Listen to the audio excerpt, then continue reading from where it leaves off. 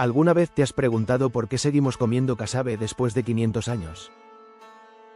Es que los taínos no solo fueron los primeros habitantes de estas islas, sino los verdaderos genios que moldearon nuestra identidad caribeña.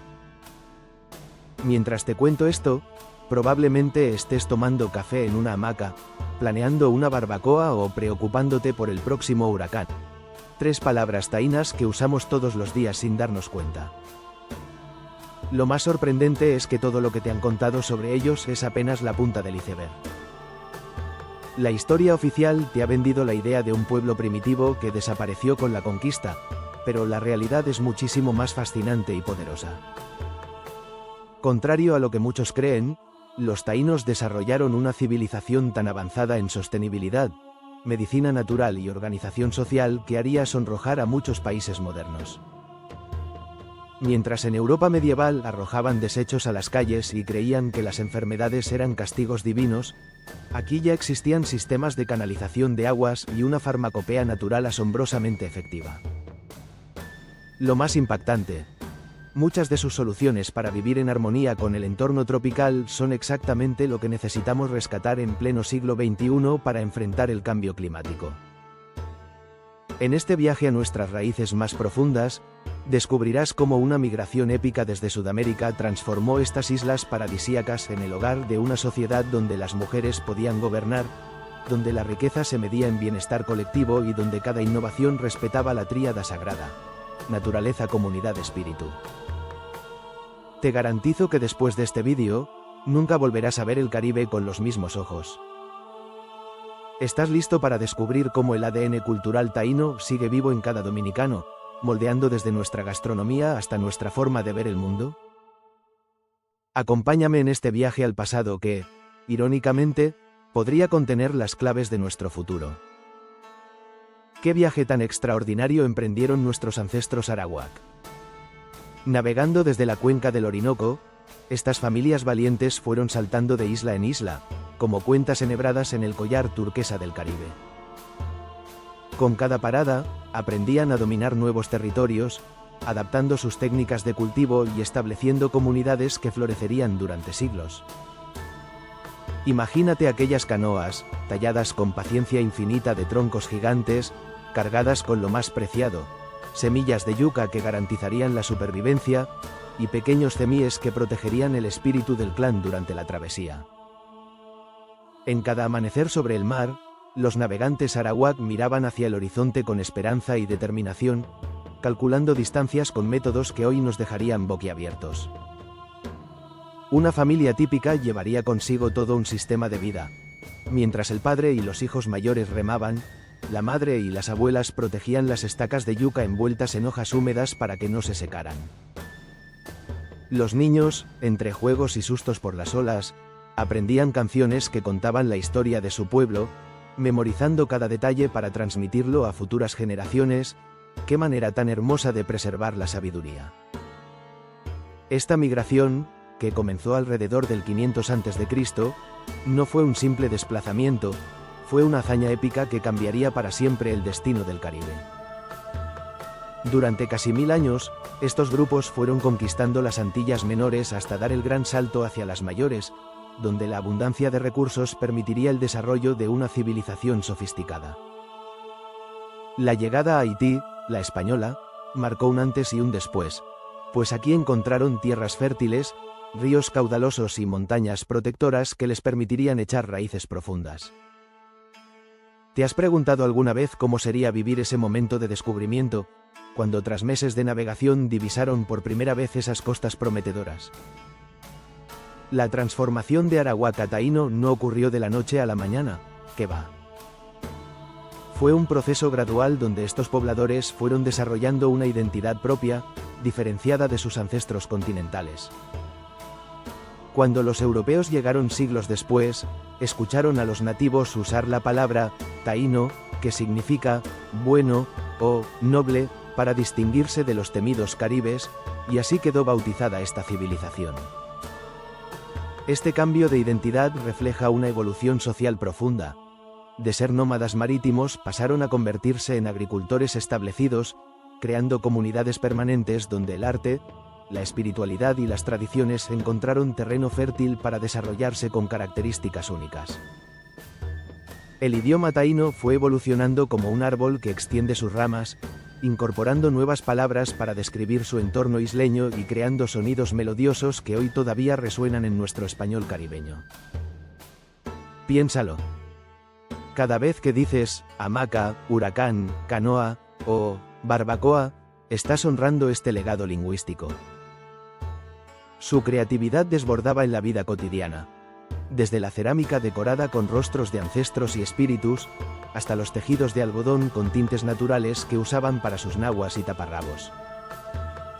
La madera, trabajada con herramientas de piedra y conchas marinas, se transformaba en dujos, asientos ceremoniales, tan hermosos que parecían cobrar vida bajo las manos expertas de los artesanos.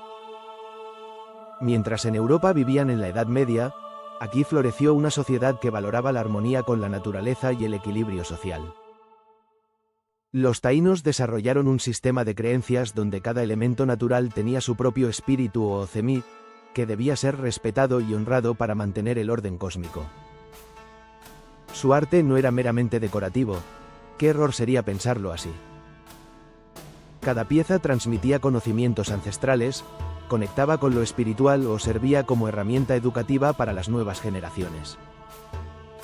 Desde los petroglifos grabados en cuevas que marcaban eventos astronómicos importantes, hasta los cinturones tejidos que indicaban el rango social, cada creación tenía un propósito que trascendía lo estético. ¿No te parece fascinante cómo lograron crear una identidad tan rica y distintiva? El conuco taíno, madre mía, qué maravilla de sistema agrícola. Imagínate un huerto vertical en capas, como un edificio verde donde cada planta ocupa su lugar perfecto. A diferencia de nuestros cultivos modernos en hileras monótonas, ellos creaban un ecosistema completo, las yucas robustas como base, los frijoles trepadores que fijaban nitrógeno al suelo, el maíz que servía de tutor natural, y arriba las plantas más pequeñas como el ají y las hierbas medicinales. Para quien vive en la ciudad hoy, sería como tener un edificio donde el penthouse, los apartamentos intermedios y la planta baja trabajan en perfecta armonía, cada uno aportando beneficios a los demás, un verdadero ejemplo de urbanismo natural que muchos arquitectos modernos envidiarían.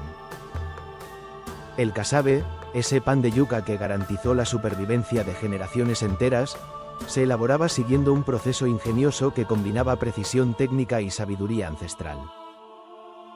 Primero, arrancaban las yucas maduras después de 9-12 meses de cultivo, luego las pelaban y rayaban sobre piedras ásperas hasta obtener una pulpa húmeda que contenía el veneno natural de la planta.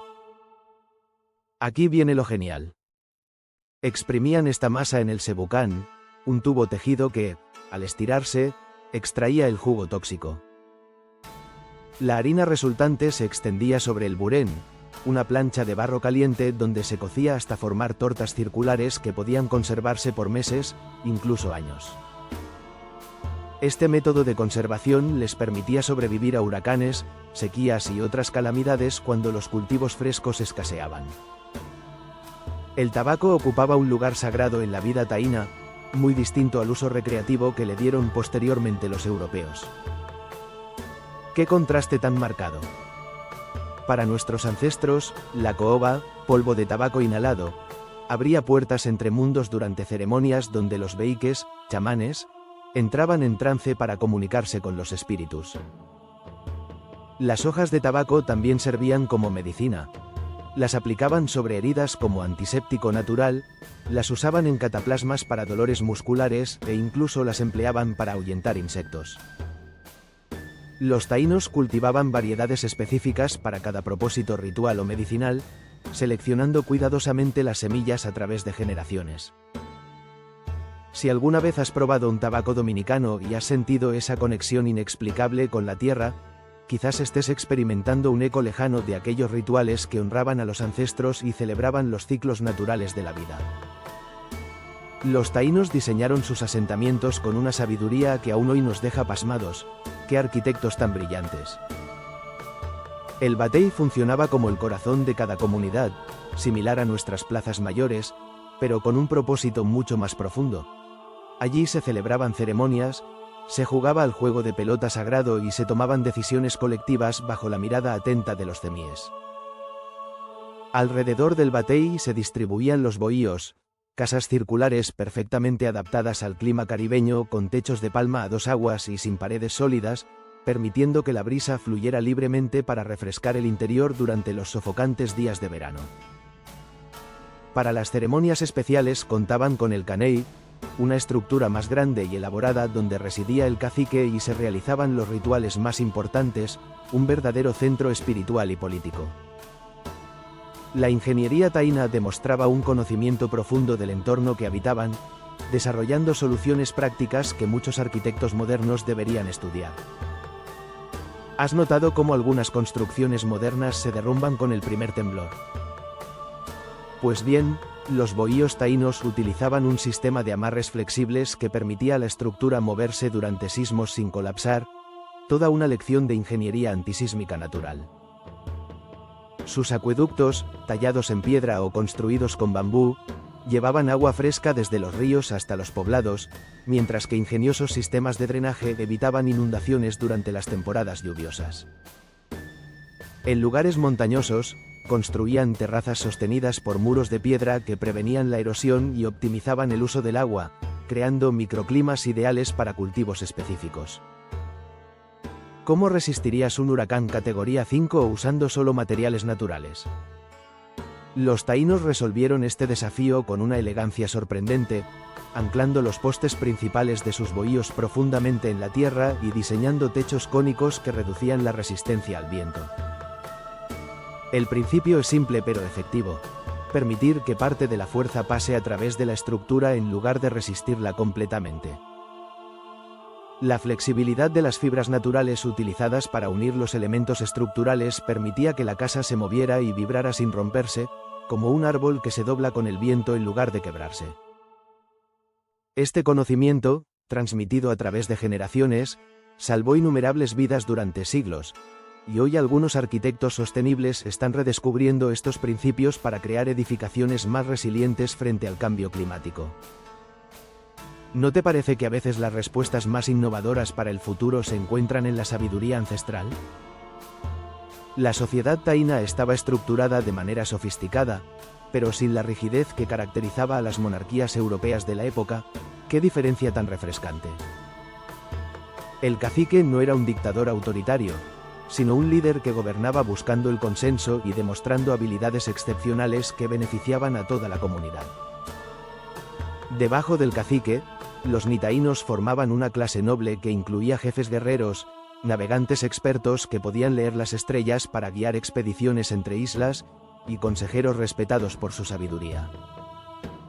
Los beíques o chamanes ocupaban una posición especial como intermediarios entre el mundo terrenal y el espiritual, combinando conocimientos médicos, astronómicos y rituales. La mayoría de la población eran naborías, personas comunes dedicadas a oficios específicos, desde agricultores especializados en cultivos de montaña hasta artesanos que transformaban el algodón en hermosos tejidos, pasando por pescadores que conocían los secretos de cada corriente marina. La movilidad social existía en el mundo taíno, ¿y de qué manera? A diferencia de otras sociedades donde nacías y morías en la misma clase, aquí el mérito personal podía elevarte de posición. Un naboría particularmente hábil en la navegación podía convertirse en nitaíno si demostraba capacidad para liderar expediciones comerciales exitosas. Un joven con don para la comunicación con los espíritus podía ser aprendiz de un beik y eventualmente asumir ese rol tan respetado. El sistema de parentesco matrilineal significaba que la herencia y el linaje se transmitían por línea materna, otorgando a las mujeres un estatus social muy diferente al que tenían en la Europa medieval. Las habilidades prácticas, la inteligencia y la contribución al bienestar colectivo valían más que el simple nacimiento, creando una sociedad donde el talento raramente se desperdiciaba y cada persona podía encontrar su lugar según sus capacidades naturales.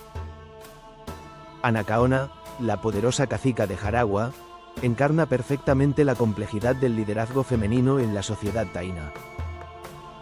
Nacida en una familia noble, se distinguió desde joven por su extraordinaria inteligencia y habilidad para componer areitos, poemas cantados que preservaban la historia.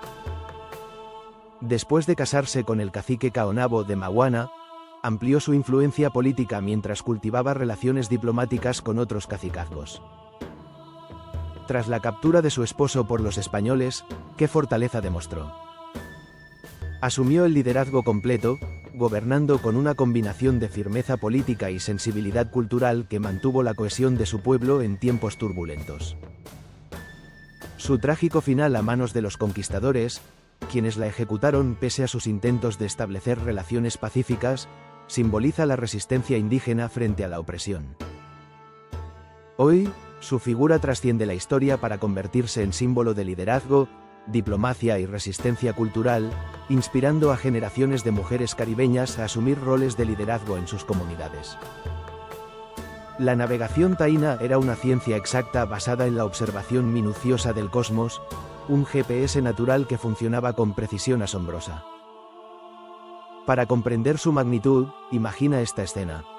Una canoa zarpa de la Española hacia Puerto Rico durante la noche, guiada únicamente por las estrellas. El navegante principal identifica la constelación del Cemi Mayor, similar a la Osa Mayor, y localiza la estrella guía que siempre señala el norte. Calculando el ángulo entre esta estrella y el horizonte, determina su latitud con sorprendente exactitud. Para mantener el rumbo, utiliza referencias como la Vía Láctea, que los taínos veían como un río celestial que conectaba las islas del más allá. Los navegantes memorizaban patrones de oleaje específicos, corrientes marinas estacionales y hasta el vuelo de ciertas aves migratorias que indicaban la proximidad de tierra firme, creando un sistema de navegación integral que combinaba astronomía, meteorología, biología y geografía. La botánica medicinal taína habría impresionado a cualquier farmacéutico moderno por su precisión y eficacia. ¿Qué farmacopea tan completa desarrollaron? El copey, por ejemplo, ese árbol majestuoso de savia lechosa, lo utilizaban para tratar úlceras estomacales y problemas digestivos crónicos, aplicando una dosis precisa de su resina diluida en agua tibia.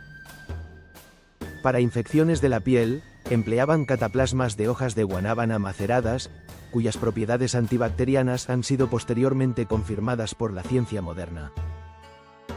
El bejuco de lombriz, esa planta trepadora de flores discretas, resultaba extraordinariamente efectivo contra parásitos intestinales cuando se preparaba en una infusión concentrada durante la luna menguante, siguiendo un protocolo preciso que los beíques transmitían oralmente a sus aprendices.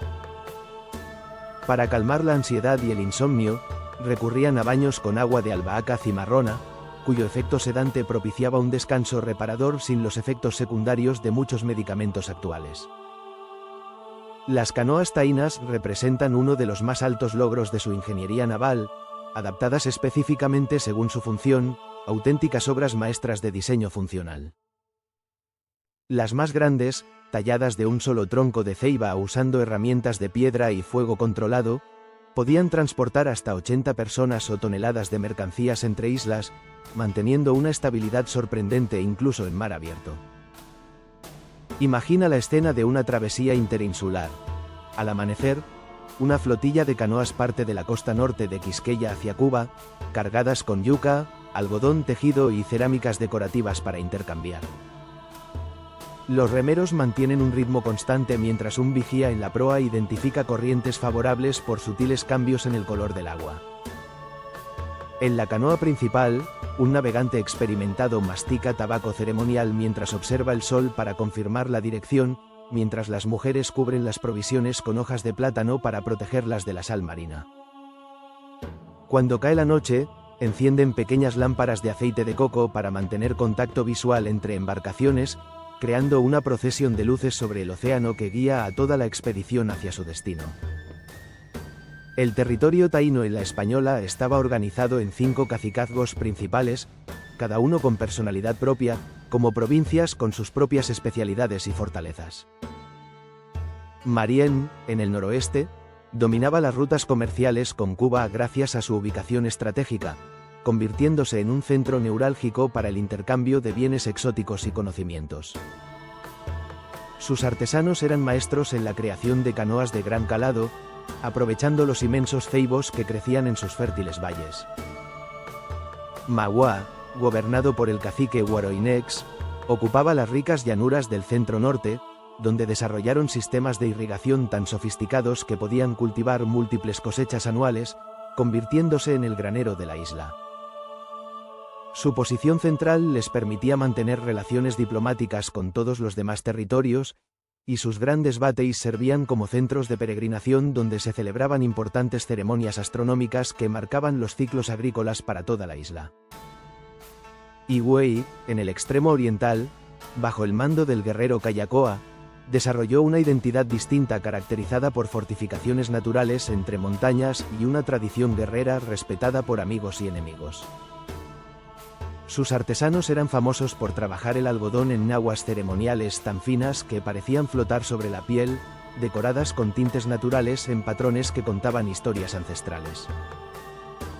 Maguana, en el centro oeste, liderado por el legendario Caonabo, controlaba las principales minas de oro y las rutas comerciales hacia el interior montañoso, donde se encontraban materiales sagrados como el cuarzo y la amazonita para crear cemíes. ¡Qué inteligente estrategia geopolítica! Este control de recursos estratégicos le otorgaba un poder especial en las relaciones entre cacicazgos, permitiéndole negociar alianzas ventajosas y extender su influencia mucho más allá de sus fronteras físicas mediante lazos matrimoniales con familias nobles de otros territorios. Jaragua, el más meridional y extenso de los cacicazgos, brillaba como la joya de la corona taína bajo el liderazgo de Boechío y posteriormente de su hermana Anacaona. ¡Qué maravilla de organización! Su territorio, que abarcaba la fértil península suroeste y las islas adyacentes, disfrutaba de microclimas diversos que permitían cultivar desde algodón de alta calidad hasta plantas medicinales raras. Su sistema político descentralizado, con subcaciques que gozaban de considerable autonomía, creó una federación sorprendentemente estable donde el consenso primaba sobre la imposición. Cuando los europeos llegaron, quedaron impresionados por la sofisticación de sus ceremonias, la abundancia de sus mercados y la belleza de sus artes, describiéndolo como el territorio más feliz y mejor gobernado. La diplomacia de Anacaona, quien organizaba espectaculares areitos, festivales de poesía, música y danza, para visitantes importantes, representaba el pináculo de la sofisticación política taína, demostrando que el poder podía ejercerse tanto a través del espectáculo cultural como de la fuerza militar. La filosofía taína se fundamentaba en una tríada sagrada que hoy nos parece revolucionaria: el equilibrio perfecto entre naturaleza, comunidad y espíritu. ¡Qué lección tan valiosa para nuestros tiempos! Cada decisión, desde la ubicación de un nuevo asentamiento hasta la recolección de plantas medicinales, consideraba su impacto en estos tres ámbitos interconectados. Cuando talaban árboles para construir una canoa, realizaban ceremonias pidiendo permiso a los espíritus del bosque y plantaban nuevos retoños para reemplazar los caídos. La pesca se regulaba según temporadas específicas que respetaban los ciclos reproductivos, asegurando así la abundancia futura. Esta visión integradora se reflejaba en sus mitos: el sol y la luna como pareja primordial que debe mantenerse en armonía, las cuevas como úteros de la madre tierra de donde emergió la humanidad, y el mar como entidad viva que debía ser honrada antes de cada expedición pesquera. ¿No es fascinante cómo esta cosmovisión de hace siglos anticipa conceptos de sostenibilidad que apenas estamos redescubriendo? Si comparamos las prácticas taínas con las europeas del siglo XV, el contraste resulta revelador y nos ayuda a dimensionar sus logros. Mientras en Europa la medicina medieval aún practicaba sangrías y atribuía enfermedades a humores desequilibrados o castigos divinos, los beíques taínos clasificaban plantas medicinales según sus propiedades específicas, realizaban procedimientos quirúrgicos con anestésicos naturales y comprendían la conexión entre higiene y salud. En materia urbanística, las ciudades europeas vertían desechos directamente en las calles, provocando epidemias cíclicas, mientras los asentamientos taínos contaban con sistemas de canalización para aguas residuales y áreas designadas para compostaje. La democracia participativa taína, donde incluso las personas comunes podían hablar en asambleas comunitarias, contrastaba dramáticamente con el absolutismo europeo donde la palabra del monarca era ley indiscutible. Su sistema de justicia restaurativa, que buscaba reparar el daño y reintegrar al infractor a la comunidad, nos parece hoy más avanzado que los brutales castigos corporales comunes en la Europa medieval. Este legado de equilibrio y armonía se mantiene vivo en numerosas prácticas culturales dominicanas actuales, a veces de formas que ni siquiera reconocemos conscientemente. ¡Qué continuidad tan asombrosa a través de los siglos! Cuando una abuela dominicana prepara un remedio casero con plantas del patio, está canalizando conocimientos botánicos taínos transmitidos durante generaciones. Las técnicas de pesca artesanal que respetan temporadas y tamaños mínimos, la construcción tradicional que aprovecha ventilación natural, e incluso ciertas formas de toma de decisiones comunales en pueblos pequeños, todas tienen raíces en aquella civilización que priorizaba el consenso sobre la imposición. Musicalmente, el uso de la güira y tamboras en el merengue conecta directamente con instrumentos taínos, mientras que expresiones como «coño» o «diablo» sustituyeron invocaciones a deidades indígenas, manteniendo la misma función expresiva. En nuestras mesas, el casabe sigue presente como acompañante de múltiples platos, un testamento comestible de la ingeniosidad de aquellos antepasados que desarrollaron técnicas de procesamiento y conservación de alimentos que han superado la prueba del tiempo. ¿Te has dado cuenta de que lo que acabo de mostrarte no son solo curiosidades históricas, sino un auténtico manual de supervivencia y prosperidad que nuestros ancestros taínos perfeccionaron durante siglos? La pregunta no es si los taínos desaparecieron, porque claramente están vivos en cada aspecto de nuestra identidad dominicana. La verdadera cuestión es, ¿qué harás tú con este conocimiento ancestral que acabo de desenterrar para ti? Imagina por un momento cómo cambiaría tu vida si aplicaras el principio taíno del conuco a tu rutina diaria, diversificando tus habilidades en lugar de apostar todo a una sola carta, creando sistemas donde cada elemento apoya a los demás. ¿Y si recuperaras su visión de liderazgo basado en el bien común, donde el respeto se gana con acciones que benefician a todos? En tiempos de crisis climática, ¿no sería revolucionario adoptar su ingeniería resiliente que permitió a civilizaciones enteras sobrevivir huracanes categoría 5 durante siglos? El casabe, que puede conservarse por años sin refrigeración, ¿no representa una lección de autosuficiencia que hemos olvidado en nuestra dependencia de sistemas alimentarios frágiles? Este conocimiento no es solo patrimonio cultural, es una herramienta de transformación personal y colectiva esperando ser redescubierta. Te desafío a que esta semana investigues una planta medicinal taína y la incorpores a tu botiquín casero, o que replantees tu consumo preguntándote, ¿estaría esto en armonía con la tríada naturaleza-comunidad-espíritu? La próxima vez que enfrentes una tormenta, literal o metafórica en tu vida, piensa, ¿cómo aplicaría un taíno el principio de flexibilidad para doblarme ante el viento sin quebrarme?